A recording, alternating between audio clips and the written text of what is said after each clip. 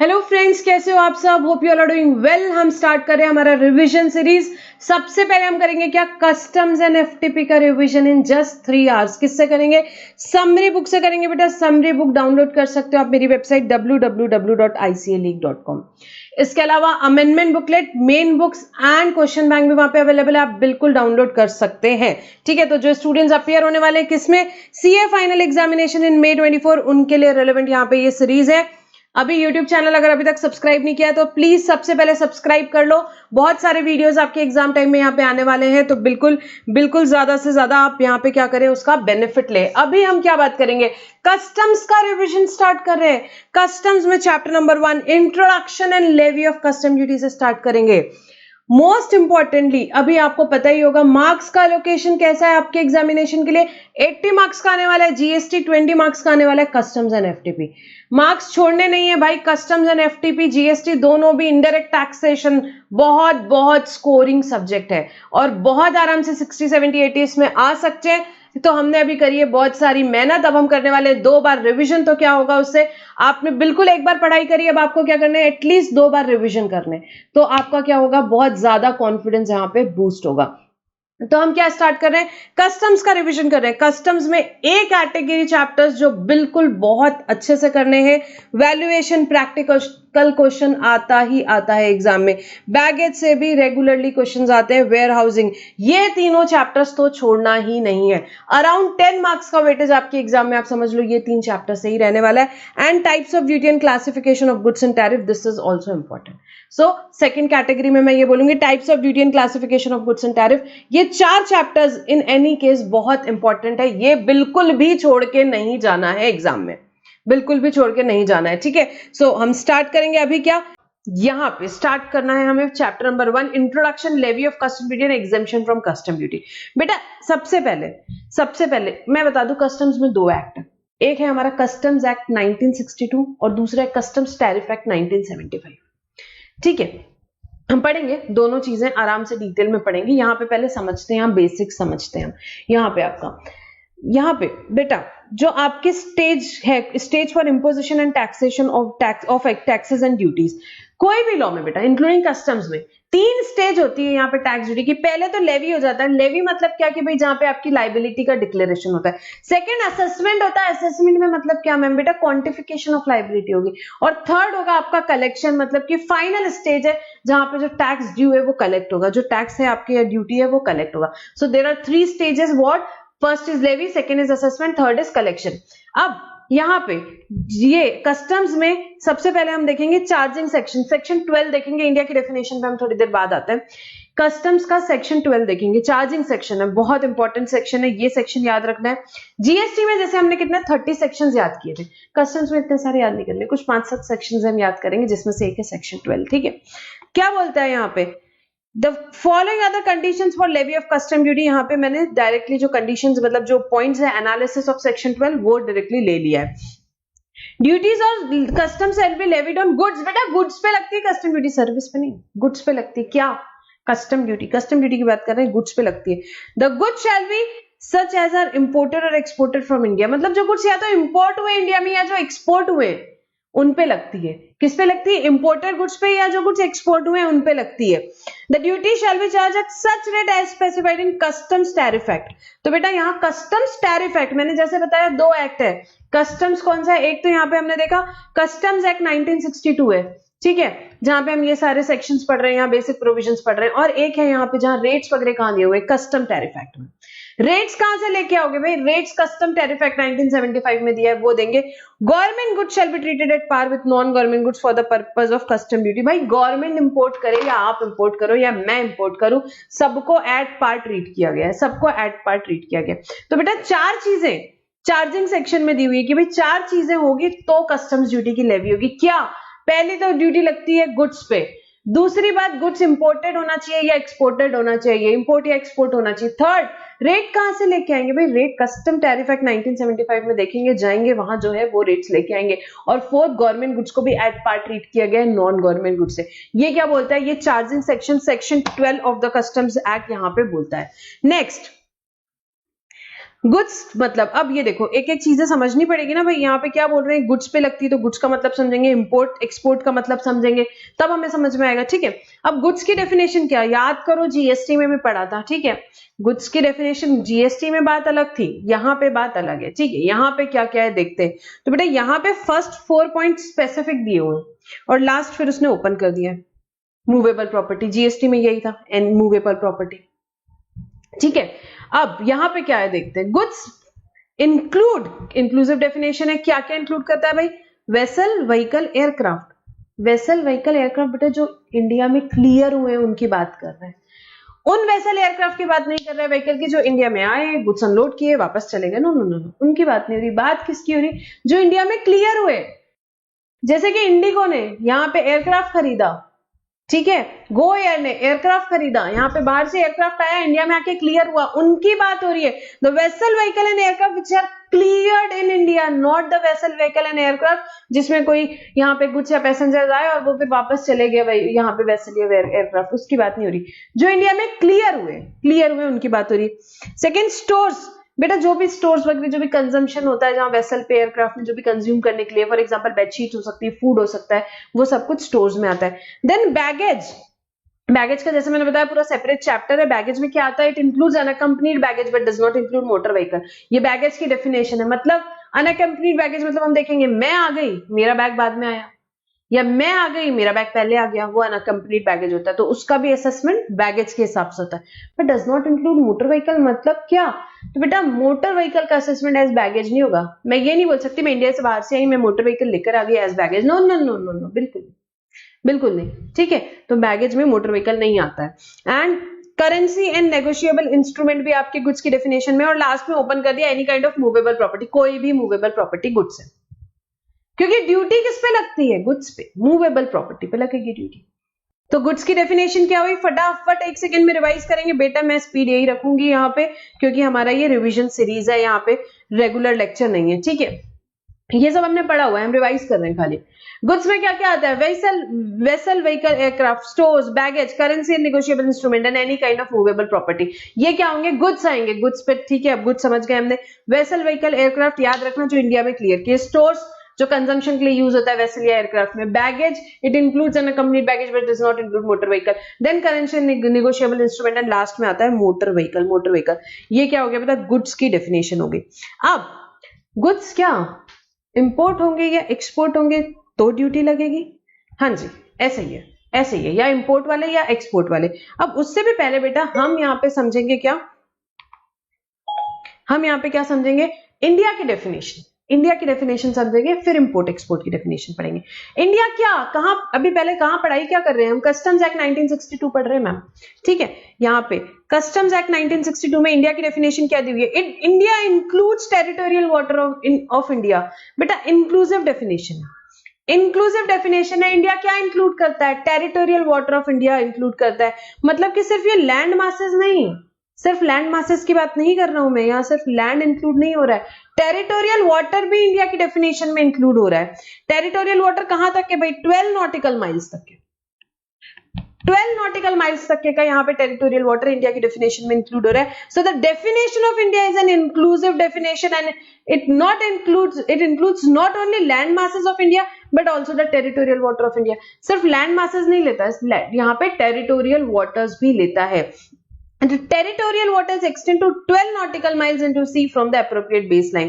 और हमारा territorial water कहां तक के जाता है, 12 nautical miles तक जाता है, 12 nautical miles तक जाता है। For some purposes ये 200 nautical miles तक जाता है, वो हम बाद में देखेंगे, हमने पढ़ा था extraction of mineral oil and gases and supply thereof। ठीक है, extraction of mineral oil and gases and supply thereof, उसके लिए कहां तक जाता है, 200 नॉटिकल माइल्स तक, वो कंसेप्ट हम बाद में पढ़ेंगे। अभी हम क्या पढ़ रहे हैं भाई, इंडिया की डेफिनेशन क्या है, it includes territorial water of India, मतलब सिर्फ लैंड मासेस नहीं है, लैंड मासेस तो है ही है, टेरिटोरियल वाटर्स तक भी इंडिया जाता है, मतलब 12 नॉटिकल माइल्स तक इंडिया जाता है। तो territorial water extend to 12 nautical miles into sea from the appropriate base line. अब इंपोर्ट की डेफिनेशन देखेंगे। Import means bringing in to India from a place outside India, India के बाहर से इंडिया में कुछ लेके आएंगे तो उसे क्या बोलेंगे, इंपोर्ट बोलेंगे, इसे इंपोर्ट बोलेंगे, ठीक है। अब यहाँ पे ब्रिंगिंग इनटू इंडिया, इंडिया की डेफिनेशन क्या थी, हमने इंडिया की डेफिनेशन क्या पढ़ी थी, इंडिया मतलब क्या, it includes territorial waters of India, मतलब 12 नॉटिकल माइल्स तक इंडिया है, मतलब 12 नॉटिकल माइल्स से कुछ बाहर से अंदर आएगा तो इंपोर्ट शुरू हो जाएगा। हाँ जी हो जाएगा। क्यों क्यों क्यों हो जाएगा, अरे भाई India includes territorial water of India, ध्यान से समझो, India includes territorial water of India, मतलब इंडिया 12 नॉटिकल माइल्स तक है, 12 नॉटिकल माइल्स तक है, तो ठीक है। अब क्या लिखा है, bringing into India from a place outside India, तो 12 नॉटिकल माइल्स के बाहर की जगह क्या हो गई, इंडिया के बाहर हो गई, इंडिया के बाहर हो गई। 12 नॉटिकल माइल से जैसे ही कुछ अंदर आना शुरू होता है तो क्या हो जाता है बेटा, इंपोर्ट शुरू हो जाता है, इंपोर्ट शुरू हो जाता है। इसमें एक केस लॉ है, देखते हैं 2 मिनट बाद, पहले एक्सपोर्ट की डेफिनेशन देखते हैं। Export means taking out of India to a place outside India, taking out of India to a place outside India. तो भाई इंडिया से जब बाहर निकला सिर्फ तब एक्सपोर्ट नहीं होगा बेटा, लैंड मासेस से बाहर निकला तब एक्सपोर्ट नहीं होगा। टेरिटोरियल वाटर जब क्रॉस करेगा आपका यहाँ पे शिप या एयरक्राफ्ट, तब उसे बोला जाएगा कि एक्सपोर्ट, तब उसे बोला जाएगा कि एक्सपोर्ट होगा। मैम क्यों बेटा, क्योंकि इंडिया कब तक है, 12 नॉटिकल माइल्स तक तो आपका इंडिया ही है, उसके बाहर जाएगा taking out of India to a place outside India, तो आउटसाइड इंडिया 12 नॉटिकल माइल्स के बाद है, तो तभी आपका एक्सपोर्ट होगा, तभी आपका एक्सपोर्ट होगा, ठीक है। समझा इंपोर्ट एक्सपोर्ट का बेसिक मतलब, क्यों पढ़ रहे हैं मैम इंपोर्ट एक्सपोर्ट, बेटा चार्जिंग सेक्शन से लिंक किया है, गुड्स पे लगती है ड्यूटी, इंपोर्ट या एक्सपोर्ट पे लगती है ड्यूटी, इंपोर्ट समझा एक्सपोर्ट समझा। अब यहाँ पे इंपोर्ट पे बेटा एक लैंडमार्क जजमेंट है सुप्रीम कोर्ट का, वो देखेंगे, ठीक है, इंपॉर्टेंट है। अब बेटा यहाँ पे सुप्रीम कोर्ट ने क्या ऑब्जर्व किया, important case law related to import of goods, Garden Silk Mills versus UI, very important case law बेटा, वेरी इंपॉर्टेंट केस लॉ। पूरा केस लॉ डिस्कस नहीं करेंगे हम यहाँ पे जो बहुत इंपॉर्टेंट चीज है वो डिस्कस करेंगे। इंपोर्ट की डेफिनेशन जैसे हमने देखी, यहाँ पे 12 नॉटिकल माइल्स से आपका गुड्स जब आता है तो सुप्रीम कोर्ट ने बोला इस जजमेंट में कि भाई 12 नॉटिकल माइल्स से जब आपका गुड्स आया तब आपका इंपोर्ट कमेंस हुआ है, तब आपका क्या हुआ है, इंपोर्ट यहाँ पे कमेंस हुआ है। उसके बाद आपका इंपोर्ट यहाँ पे क्या रहा है बेटा, कंटिन्यूज रहा है, द इंपोर्ट कंटिन्यूड। एंड यहाँ पे कंप्लीट कब होगा आपका इंपोर्ट, जब आपका गुड्स से क्या बनेगा बेटा, it become part of mass of the goods within the country, at that time it completes, that time it completes, ठीक है। एक बार रीड करेंगे, when the import of goods will commence when they cross the territorial waters but continues and is completed when they become part of mass of the goods within the country, ठीक है। तो यहाँ पे supreme court ने बहुत बढ़िया judgement दिया, government ने ये बोला कि भाई यहाँ पे आप अगर सोचो कि जहां पे टेरिटोरियल वाटर्स क्रॉस कर रहा है, जहां पे टेरिटोरियल वाटर्स क्रॉस कर रहा है वहां टैक्सेबल इवेंट नहीं आता है, वहां टैक्सेबल इवेंट नहीं आता है, वहां का रेट ऑफ ड्यूटी नहीं लेना है, उस टाइम तो इंपोर्ट खाली शुरू हुआ है। Bringing into India from a place outside India, माना कि हमने बोला 12 नॉटिकल माइल से जब गुड्स इंडिया के अंदर आ गया तब इंपोर्ट शुरू हो गया, बट इंपोर्ट कंप्लीट नहीं हुआ, इंपोर्ट कमेंस हुआ, कंटिन्यू हुआ, कंप्लीट कभी हुआ, जब part of mass of the goods within the country बना। और टैक्सेबल इवेंट कब रीच हुआ बेटा, taxable event being reached at the time when the goods reach the custom barriers and bill of entry for home consumption is filed। जब मेरा goods custom barrier पहुंचता है और मेरी bill of entry for home consumption file होती है, उस time taxable event होता है। और बेटा यहाँ पे हम पढ़ेंगे रेट ऑफ ड्यूटी वगैरह डिटेल में बाद में, बट यहाँ का जो आपका जब गुड्स यहाँ कंप्लीट होकर यहाँ पहुंच गया उस टाइम आपका टैक्सेबल इवेंट आता है और उस टाइम का ड्यूटी रेट वगैरह लिया जाता है, ठीक है, वो देखेंगे हम बाद में डिटेल में।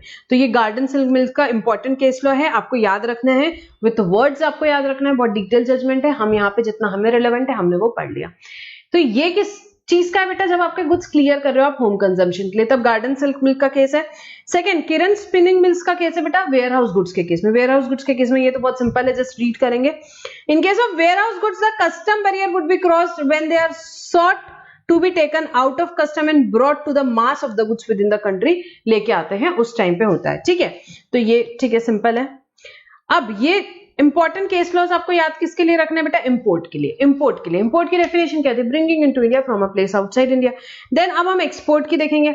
इंपॉर्टेंट केस लॉ एक्सपोर्ट से रिलेटेड जो है यहाँ पे देखेंगे, ये एक्चुअली देखा जाए तो ड्यूटी ड्रॉबैक का केस है, बट हम यहाँ पे डिस्कस करेंगे, अभी रिविजन है, अभी हमको पूरा पता है और एक्सपोर्ट से भी रिलेटेड है, इसीलिए यहाँ डिस्कस करेंगे।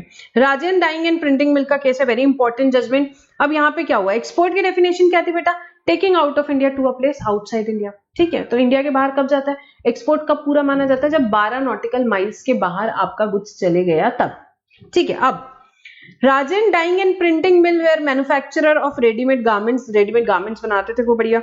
दे exported certain goods and file shipping bill, वो क्या करते थे यहाँ पे उन्होंने गुड्स बनाए, यहाँ पे एक्सपोर्ट किए गुड्स और शिपिंग बिल बनाए। यहाँ पे एक्सपोर्टर बनाता है, शिपिंग बिल आपको पता है। The goods were examined by the custom authorities and loaded on to the ship. यहाँ पे क्या करते हैं, फिर कस्टम अथॉरिटी ने पूरा चेक वेक किया, लेट शिप ऑर्डर दिया, गुड्स लोड हो गए शिप पे। While it was within the territorial waters, यहीं पे था इनका शिप कहीं।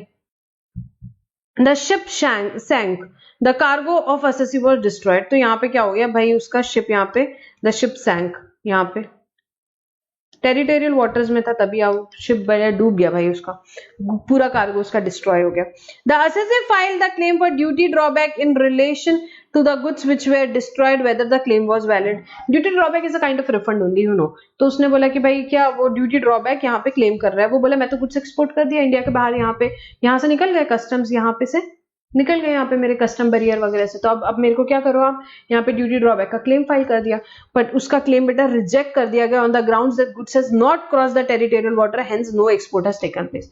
गवर्नमेंट ने बोला नहीं, एक्सपोर्ट नहीं हुआ है, आपने यहाँ से गुड्स निकाला है, अभी सिर्फ आपने गुड्स यहां से हटाया है, यहाँ पे आपके टेरिटोरियल वाटर्स अभी तक यहाँ पे क्रॉस नहीं किया आपके गुड्स ने, टेरिटोरियल वाटर क्रॉस नहीं हुआ है तो हम नहीं मानेंगे कि एक्सपोर्ट हुआ है और कोई ड्यूटी ड्रॉबैक वॉबैक का क्लेम नहीं मिलेगा, आपका यहाँ पे रिजेक्ट हो जाएगा। बेटा इस पे एग्जाम में बिल्कुल आती रहती है, केस स्टडी टाइप का क्वेश्चन इसमें आते रहता है, तो आपको बिल्कुल याद रखना है कि ये केस लॉ जो है बहुत इंपॉर्टेंट केस है। राजन डाइंग एंड प्रिंटिंग मिल्स, इसमें क्या बोला गवर्नमेंट ने बोला नहीं, क्लेम रिजेक्ट किया गया और उनको बोला गया कि यहाँ पे टेरिटोरियल वाटर नहीं क्रॉस किया आपके गुड्स ने, तो इसीलिए एक्सपोर्ट नहीं हुआ, आपका शिप यहीं पे डूब गया है, आपका शिप टेरिटोरियल वाटर में ही डूब गया है, तो आपका एक्सपोर्ट नहीं हुआ है। एक्सपोर्ट की डेफिनेशन क्या है, taking out of India to a place outside India. India की डेफिनेशन क्या है, India includes territorial water of India. ये सब आपको एग्जाम में लिखने का है, ये सब आपको एग्जाम में लिखने का, बहुत डिटेल में बहुत सारे केस लॉज हमने क्लास में डिस्कस किए थे, ठीक है। तो ये तो हमने बेसिक पढ़ा भाई, गुड्स की डेफिनेशन पढ़ी, इंपोर्ट पढ़ा, एक्सपोर्ट पढ़ा, ठीक है। क्यों पढ़ा, क्योंकि ड्यूटी उसी पे लगती है मैम, इंपोर्ट होता है या एक्सपोर्ट होता है गुड्स का तभी ड्यूटी लगती है। अब बेटा remission and abatement of duty, यहाँ रेमिशन और अबेटमेंट ऑफ ड्यूटी है, बड़ा सिंपल सा कंसेप्ट है, यहाँ पे डिस्कस करेंगे। तो बेटा फर्स्ट पढ़ेंगे duty on pilfered goods section 13, section 12 हमने पढ़ा था चार्जिंग सेक्शन, अब सेक्शन 13 किस चीज से रिलेटेड है, पिल्फरेज के केस में। पिल्फरेज मतलब होती है बेटा स्मॉल थेफ्ट, छोटी मोटी चोरी होगी, जैसे कि मैंने 100 चॉकलेट इंपोर्ट करी, 2-3 चॉकलेट्स नहीं मिल रही है तो पिल्फरेज हो गई, यहाँ पे पिल्फरेज हो गई, तो मैं क्या ड्यूटी पे करूंगी, उसकी बात हो रही है।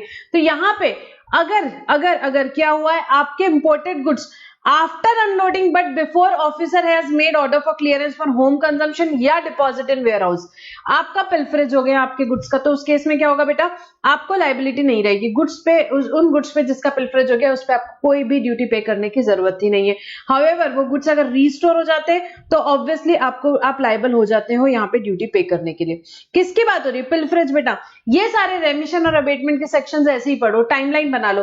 पिल्फरेज कब हुआ तो यहाँ पे आपको रेमिशन मिलेगा, यहाँ पे आपको ड्यूटी नहीं पे करनी पड़ेगी, आई मीन तो अगर हमारा पिल्फरेज हो रहा है कब, आफ्टर अनलोडिंग हो रहा है, बट कब, बिफोर प्रॉपर ऑफिसर जो है क्या दे रहा है, order for clearance for either home consumption और डिपॉजिट इन वेयर हाउस, ठीक है। इन दोनों में से जो भी ऑर्डर है उसके पहले अगर आपका पिल्फरेज हो रहा है तो कोई दिक्कत नहीं बेटा, आपको क्या नहीं पे करनी पड़ेगी, आपको यहाँ पे कोई ड्यूटी नहीं पे करनी पड़ेगी। बट रीस्टोर होगी, मेरी चॉकलेट्स मिल गई तो फिर बेटा उस केस में आपको ड्यूटी पे करनी पड़ेगी, ऑब्वियस सी बात है, ठीक है।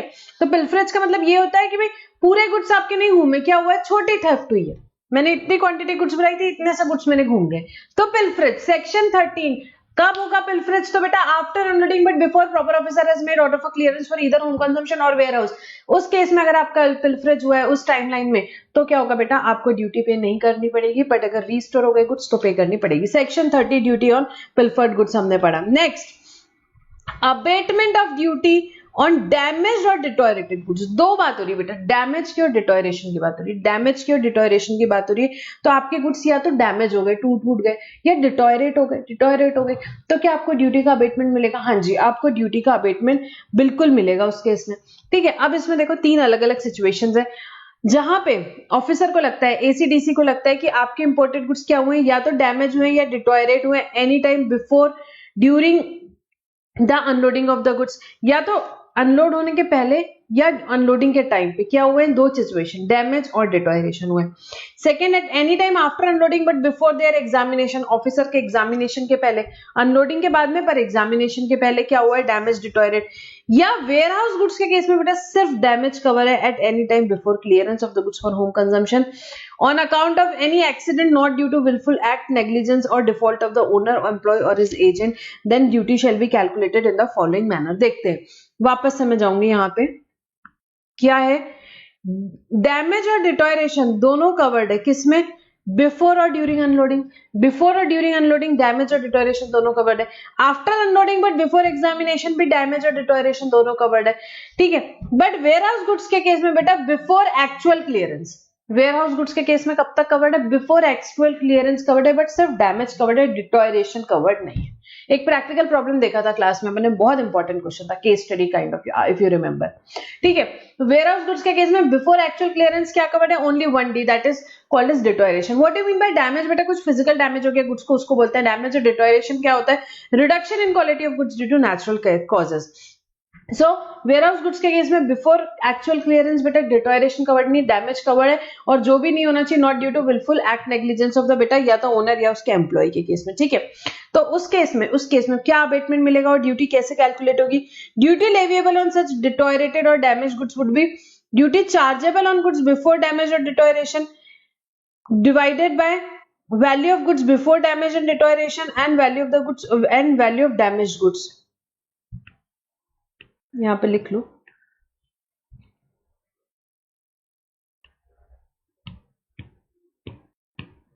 ये है फॉर्मूला एक्चुअली. ठीक है, क्या, duty chargeable on the goods before damage deterioration, value of goods before damage multiply by value of damaged goods. मतलब कि क्या हुआ बेटा, मेरी ड्यूटी पहले 1 लाख रुपए लग रही थी. कब मेरी ड्यूटी 1 लाख रुपए लग रही थी, यहाँ पे मेरी ड्यूटी 1 लाख रुपए लग रही थी before damage deterioration. Before damage deterioration मुझे क्या लग रही थी, 1 लाख रुपए की ड्यूटी लग रही थी. और value of goods before damage मेरे 20 लाख वैल्यू ऑफ गुड्स था बिफोर डैमेज. मेरे वैल्यू ऑफ गुड्स क्या था, 20 लाख रुपए तक डैमेज के पहले. अब क्या हुआ, डैमेज हो गया मेरे गुड्स को डैमेज हो गए और अब मेरे गुड्स की वैल्यू बचती 10 लाख रुपए. डैमेज्ड गुड्स की वैल्यू 10 लाख रुपए. तो अब आपको ड्यूटी कितनी लगेगी बेटा, 50,000 की ड्यूटी लगेगी. क्या होगी, प्रपोर्शनेट. यहाँ पे आपको प्रपोर्शनेट ड्यूटी लगेगी. ऑब्वियस सी बात है, यहाँ पे अबेटमेंट का फॉर्मूला है, यहाँ पे ड्यूटी लेविएबल का फॉर्मूला है. आफ्टर यहाँ पे क्या अबेटमेंट मिल रहा है आपको, यहाँ पे कि भाई जितना डैमेज हो गया उतना आपको ड्यूटी पे नहीं करना पड़ रहा है. तो ड्यूटी कितना पे करना पड़ रहा है, duty chargeable on the goods before damage और deterioration divided by value of goods before damage multiply by value of damage goods multiply by damage goods. ठीक है, यहाँ पे खाली ये गुड्स एक्चुअली यहाँ पे नहीं रहेगा, ये गुड्स यहाँ. ठीक है, सो duty chargeable on goods before damage deterioration divided by value of goods before damage multiply by value of damage goods. ये आपका क्या हो जाएगा बेटा, आपको ये ड्यूटी पे करनी पड़ेगी. तो क्या पढ़ा हमने, पिल्फरेज पढ़ा, सेकंड अबेटमेंट पढ़ा, third रेमिशन of goods lost destroyed abundant. अब पूरा का पूरा गुड्स ही लॉस्ट हो गया. सेक्शन 13 क्या बात करता था बेटा, पिल्फरेज की. यहाँ क्या बात हो रही है, आपका गुड्स ही लॉस्ट हो गया. सो it is shown to the ACDC that any imported goods have been lost otherwise than as a result of pilferage or destroyed at any time before clearance for home consumption. The ACDC shall remit the duty on such goods. क्या हुआ है यहाँ पे आपका पूरा का पूरा goods destroy हो गया बेटा, डिस्ट्रॉय हो गया आपका गुड्स. ठीक है, यहाँ पे या आप तो फिर उस केस में क्या होगा, लॉस्ट हो गया आपका गुड्स. इंपॉर्टेंट है, वर्ड सारे ध्यान रखो. सेक्शन 13 में पिल्फरेज हुआ, सेक्शन 22 में डैमेज हुआ या डिटोरेशन हुआ, सेक्शन 23 में लॉस या डिस्ट्रॉय वर्ड यूज किया गया. डैमेज यूज नहीं किया, डिस्ट्रॉय हो गया, लॉस ही हो गया, मिल ही नहीं रहा, गुड्स ही नहीं मिल रहा, पूरा का पूरा गुड्स ही डैमेज हो गया, कुछ बचा ही नहीं. तो उस केस में एसीडीसी क्या कर सकता है बेटा, आपके गुड्स ऑब्वियसली रेमिट कर देगा. पूरा गुड्स ही नहीं, काहे की ड्यूटी पे करूं, या मेरा गुड्स पूरा डिस्ट्रॉय हो गया, क्या ड्यूटी करूं. यहाँ पे सेक्शन 22 में क्या हुआ था, थोड़ा बहुत डैमेज हुआ था तो कुछ तो गुड्स की वैल्यू बची थी. ठीक है, यहाँ पे कुछ लॉस या डिस्ट्रॉय हो गया तो क्या होगा, एसीडीसी आपके गुड्स क्या कर देगा बेटा, यहाँ पे आपकी ड्यूटी रेमिट हो जाएगी. नेक्स्ट, डीनेचरिंग और मल्टीलेशन ऑफ गुड्स. अगर आप ये देखो सेक्शन 23 क्या बोल रहा है, कुछ नहीं बोल रहा है. At any time before clearance for home consumption, before clearance for home consumption मेरा गुड्स लॉस्ट या डिस्ट्रॉय हुआ तो क्या हो जाएगा बेटा, सीधे सीधे मेरी ड्यूटी रेमिट हो जाएगी, सीधे सीधे मेरी ड्यूटी रेमिट हो जाएगी. नेक्स्ट बेटा यहाँ पे डीनेचरिंग और मल्टीनेशन ऑफ द गुड्स. ठीक है, तो यहाँ पे बेटा क्या हुआ कि आपने इंपोर्ट किए गुड्स, आपने इंपोर्ट किए गुड्स, तो भाई वो गुड्स जो हैं एक से ज्यादा पर्पस के लिए यूटिलाइज किए जा सकते हैं, एक से ज्यादा पर्पस के लिए यहाँ पे यूटिलाइज कर जा सकते हैं। और जो ड्यूटी है, duty is leviable on the purpose of utilisation, duty is leviable on purpose of utilisation. तो उस केस में गवर्नमेंट क्या कर सकती है भाई, रूल्स बनाती है गवर्नमेंट कि जिससे आपके गुड्स डीनेचर या मल्टीनेट कर दे ताकि वो अनफिट हो जाए एक या उससे ज्यादा पर्पसेस के लिए, वो अनफिट फॉर यूज हो जाए। Then if any imported goods can be used for more than one purpose and duty is leviable on the basis of purpose of utilisation, then denaturing or mutilation of such goods is useful. By denaturing, goods are made unfit for other purpose. By after denaturing process, goods can be used only for one purpose and accordingly duty can be levied. तो जिस purpose के लिए आपने use करना है उस purpose के लिए वो गुड्स क्या रहेंगे, यूज हो पाएंगे खाली। ऐसा आप ये गुड्स को ड्यूनेचर या मल्टीनेट करोगे और उसके लिए गवर्नमेंट क्या कर सकती है बेटा, रूल्स बना सकते हैं। सो दिस इज व्हाट बेटा remission and abatement of duty. Remission of और अबेटमेंट ऑफ ड्यूटी हमने यहाँ पे डिस्कस किया, जिसमें कि हमने पिल्फरेज देखा जो कि क्या थी, छोटी मोटी थेफ्ट। कब हुई, आफ्टर अनलोडिंग हुई, before order for clearance for home consumption और डिपॉजिटेड वेयरहाउस हुई, तो उस केस में क्या होगा बेटा, ड्यूटी पे करने की जरूरत नहीं, हाउएवर रिस्टोरेशन हो गया तो करनी पड़ेगी।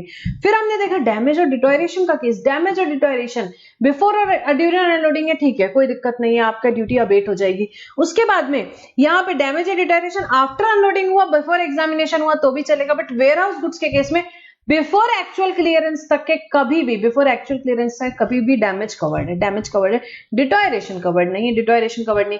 फिर हमने देखा गुड्स आपके लॉस्ट या डिस्ट्रॉय हो गए, कब, before clearance for home consumption, कभी भी before clearance for home consumption तक हो गए तो बेटा कोई दिक्कत ही नहीं है यहाँ पे। तो यहाँ पे क्या हो जाएगी, आपकी ड्यूटी रेमिट हो जाएगी, ड्यूटी रेमिट हो जाएगी। तो ये रेमिशन ऑफ ड्यूटी या अबेटमेंट ऑफ ड्यूटी के हमने प्रोविजंस पढ़े।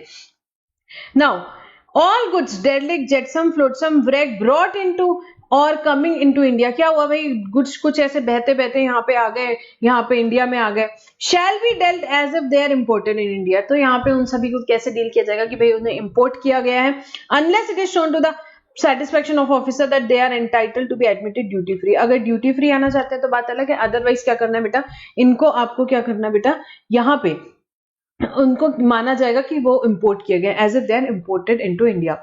Last exemption from custom duty, यहाँ पे एग्जेम्पशन फ्रॉम कस्टम ड्यूटी देखेंगे, गवर्नमेंट के पास पावर है कि आपको एग्जेम्पशन दे सकती है, जनरल एग्जेम्पशन मिल सकता है, आपको स्पेशल एग्जेम्पशन मिल सकता है एक्सेप्शनल सर्कमस्टांसेस में।